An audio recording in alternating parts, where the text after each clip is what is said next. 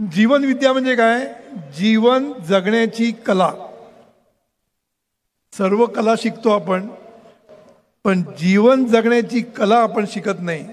याची गरजच वाटत नाही आपल्याला, कोणालाच गरज वाटत नाही. पण एवढ्या समुदायाला वाटली म्हणून या सर्वांना मी नमस्कार करतो.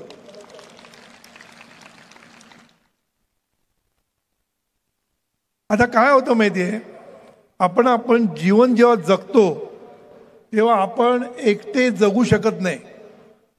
हा विषय मी बऱ्याच ठिकाणी मांडलाय, पण खूप महत्त्वाचा विषय की आपण एकटे जगू शकत नाही. आपल्याला सर्वांची गरज असते. आपल्याला फॅमिलीची गरज असते, आपल्याला समाजाची गरज असते, आपल्याला राष्ट्राची गरज असते आणि आपल्याला विश्वाची गरज असते. सर्वांमुळे आपण जगतो हे लक्षात ठेवायचं. नुसतं जगतो, पुढल्या गोष्टी सोडून द्या. सर्व काही करतो आपण ते या सर्वांमुळे करत असतो आपण. हल्लीच मी वॅक्सिन वॉर असा एक पिक्चर आलाय नेटफ्लिक्सवर.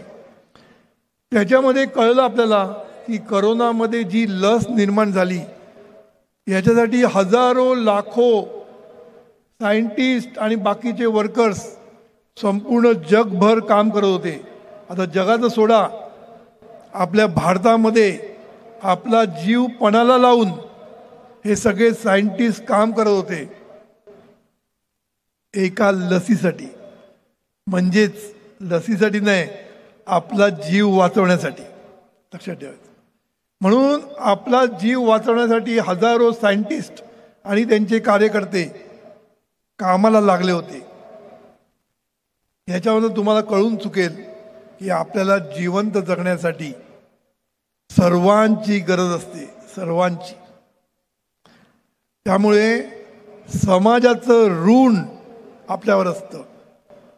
यालाच सद्गुरू वापरतात, समाजाचं ऋण, देशाचं ऋण, विश्वाचं ऋण आणि त्या परमेश्वराचं ऋण आपल्यावर आहे.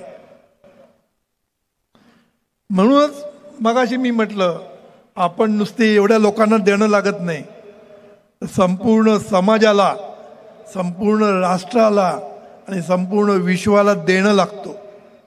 मी विश्व म्हणतोय, संपूर्ण विश्वाला आपण देणं लागतो. मग ते काय द्यायचं हा महत्वाचा प्रश्न आहे.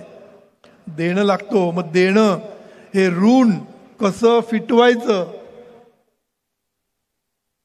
हे देणं कसं द्यायचं हे सद्गुरू आपल्याला शिकवतात.